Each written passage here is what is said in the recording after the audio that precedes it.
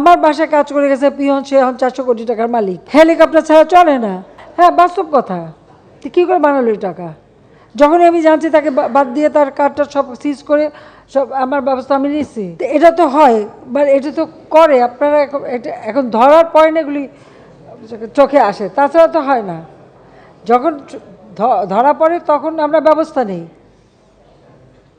এটা তো একটা মানসিকতা।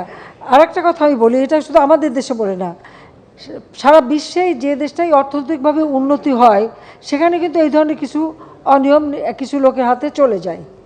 কিছু টাকা পয়সা যারা অপান্ত তাদের হাতেই চলে, তারা বানায়, তারা তো অপেক্ষা করে থাকে। এটা যুগ যুগ ধরে এভাবেই চলে আসছে। হ্যাঁ, এর বিরুদ্ধে ব্যবস্থা নিলে হয়তো সেটা কিছুটা নিয়ন্ত্রণ করা যেতে পারে। আর সাংবাদিকরা তথ্য জোগাড় করে এক জিনিস, আর ফাইল চুরি করা আর এক। এখন আমি ভ্যাকসিন কিনবো, আমার সেখানে নেগোসিয়েশন হচ্ছে, জরুরি পেপার।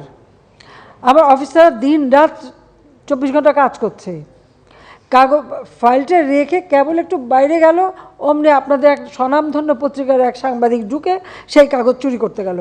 অফিসার এসে ধরলো, সে সেটা নিয়ে গেল বাথরুমে আটকাতে। সেখান থেকে তার বের করা হলো, সে ঢুকালো তার শাড়ির ভিতরে, সেখান থেকে টেনে বের করলো, সেটা বিরাট অপরাধ হয়ে গেল। সে যে ফাইল চুরি করতে গেল এটা কোনো অপরাধ না, সে যে কোনো একটা বড় দেশ আমাকে তাকে পুরস্কারও দিয়ে দিল, ফাইল চুরির জন্য পুরস্কার পেল।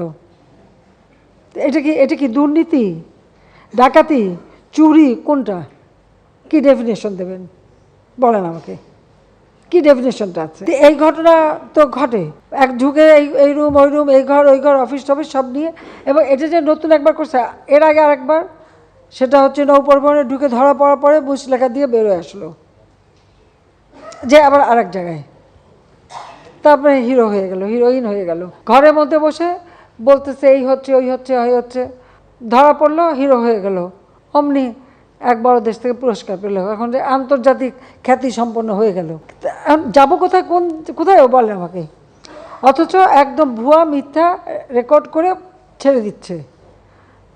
আর একটা মনে আছে, আর একজন এক বললো তাকে মানে করা হচ্ছে, তার উপরে পাশবিক অত্যাচার হচ্ছে, হ্যাঁ হচ্ছে। কোথায় দাঁড়ায় করছে? রাস্তায়। ওখানে আবার একটা সাইনবোর্ড, তাও দেখা যাচ্ছে, লাইট পোস্টও দেখা যাচ্ছে। সে ওটা তার মাথায় নাই যে যেখানে দাঁড়াচ্ছে গাড়ি থেকে অন্যটা ফেলে দিয়ে বললো তাকে নাকি এরকম করা হচ্ছে, কিন্তু পিছনে যে লাগানো সাইনবোর্ড আর ওখানে যে লাইট পোস্ট সেটা তার খেয়াল ছিল না। ধরা পড়লো, ওই ধরলাম কেন, সেটা অপরাধ হয়ে গেল, সেও পুরস্কার পেয়ে গেল। আমি ছেড়ে দিছি পরে অবশ্য, কিন্তু পুরস্কার তো পেয়ে গেল। তো এই তো মানে বিবেচনা। তা আমি যাবো কোথায়?